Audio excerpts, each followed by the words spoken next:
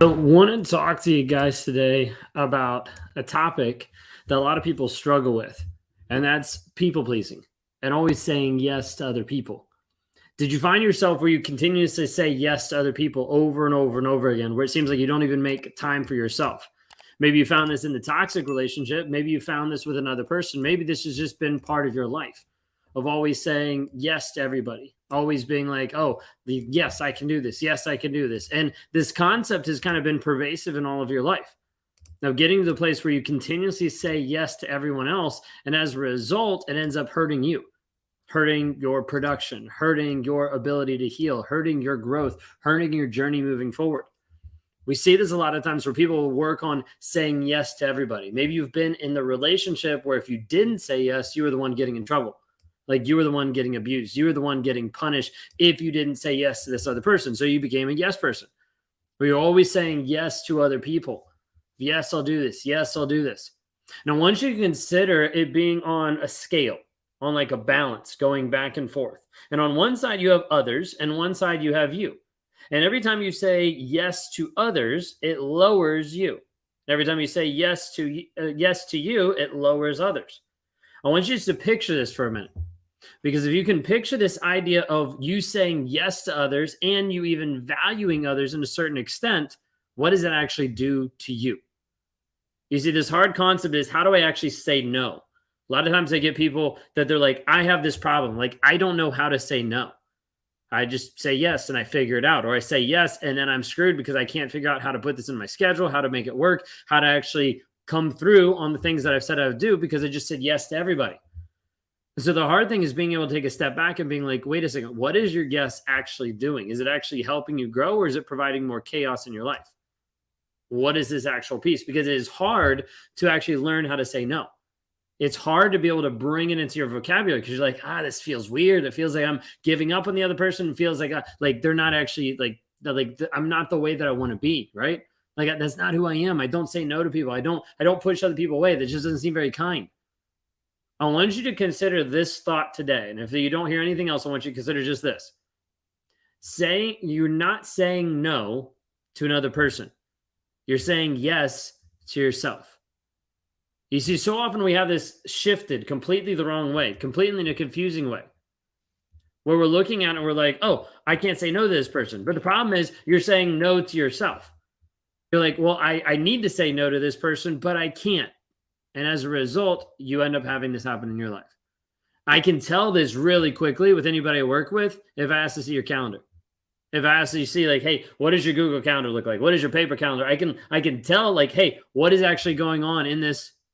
Because it's really easy to be able to see if you actually value you or if you value others. Where you actually plan time for you, your healing, your growth, your change, your development. Unless we actually see that being something that's intentional, a lot of times it doesn't happen. But the thing is, you have to be able to learn how to say no. The frame that we kind of flipped the other night, whenever I was on a call with a couple of people, was walking through this idea of instead of it being you just saying no to everybody, is you saying yes to you. That's the difference. If you can capture this shift in perspective, it can oftentimes help you get to a place where you're not beating yourself up for saying no to other people, but instead you're encouraging and validating yourself by saying yes to you. This is why it's important to have a schedule. This is why it's important to put things in your schedule. You can have an appointment with yourself. Be like, hey, I need to grow, change, and develop in this area. I'm going to read this book on development. I'm going to work on this piece. I'm going to be inside this challenge. I'm going to do whatever it takes. I'm going to have this, but I'm going to put it in my calendar. So people are like, hey, can you do this right now? And you're like, oh, sorry, I can't. I actually have something on my schedule right then. And it starts to have you prioritize your growth, your change, your development. Otherwise, it becomes easy for it to just slips to the wayside. Like, it's not that big of a deal. It'll be fine. And at the end of the day, it's not actually helping you grow and change and develop because you're not making it a priority. So what do you prioritize? Saying yes to others or saying yes to yourself?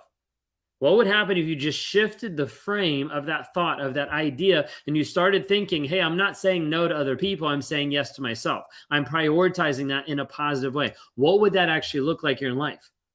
How would that transform what you're actually seeing and thinking and feeling when you become a priority? The problem is you haven't been a priority in a while. not in other people's lives and not in your life. And as a result, it makes it really hard to grow, change, and develop. This is why some of the base structures that we have inside Raw Motivations with people that jump into our 7-day challenge or go into our 45-day challenge is starting to build these habits of you investing into you. Because until you start to see the other side of the coin of like, hey, if I invest in myself, this actually changes. My life actually gets better. I'm able to break free. I'm able to rewire the story, get out of the trauma bond, break the rumination. If I start doing this, it actually works. But that investment has to be with you. No one else can do that. No one else can save you. No one else can make you do that. No one else can push you forward. It has to be an investment that you have in you. So where are you at? What does this look like in your life right now? Are you continuing saying yes to other people and no to yourself? If you look at this on a value scale, you're valuing other people and you're devaluing yourself. Instead, we want to be able to say, hey, let's say yes to you and prioritize your growth, your development. If it's not something you're scheduling in, if it's not something that you're setting aside time, that you're blocking off time of like, hey, this is my appointment with me working on this. You're like, that seems kind of cheesy. Well, it doesn't when you go to work because you set it up for you. You say, hey, this is when I'm going to work. This is when I'm meeting with clients. This is when I'm making these phone calls. So what does it look like in your life personally for your own development? That's the place where you need to be able to work through and be able to see. Your videos have helped me stop lying to myself and break free of narcissistic husbands. So grateful. Awesome. I'm glad to be able to hear that. What are your thoughts on mutual friends that sided with the narcissist reaching out a year after discard? So if they're mutual friends and they sided with the narcissist, they're no longer mutual friends. At that point, they're flying monkeys and they've ascribed to that reality and they're not willing to actually see the truth. Why narcissists acting off and on in the relationship when they're in the mood?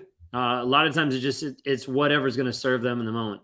Mine is quote unquote repentant. We separated and now he's not wearing his wedding ring.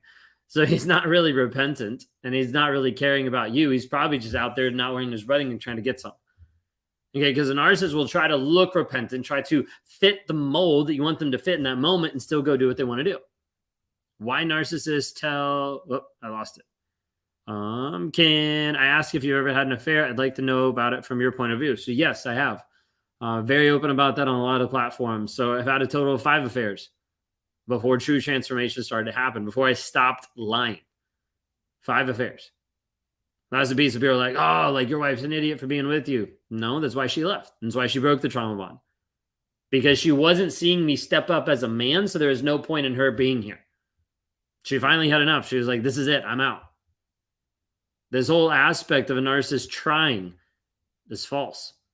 There's no trying. You're either doing it or you don't. How to remove someone from your head even after 2 years. Part of that is talking about rumination. That's what we dive into with the Clarity Challenge. It's rewiring the thought process, rewiring the story that you tell yourself. Is it bad to have a narcissistic friend, casual friend? If you have boundaries and they're not abusing you, then no. People laugh at us because our narcissist is undiagnosed. And today, it doesn't matter. Doesn't matter if you have the label, if you don't have the label. How is this person demonstrating love, care, respect? If they're not, why are you with them? Like, we want to see the aspect of like, if we have the label, then we can leave. If we have the label, then we can figure it out. Stop worrying about a label and start focusing on what is demonstrated.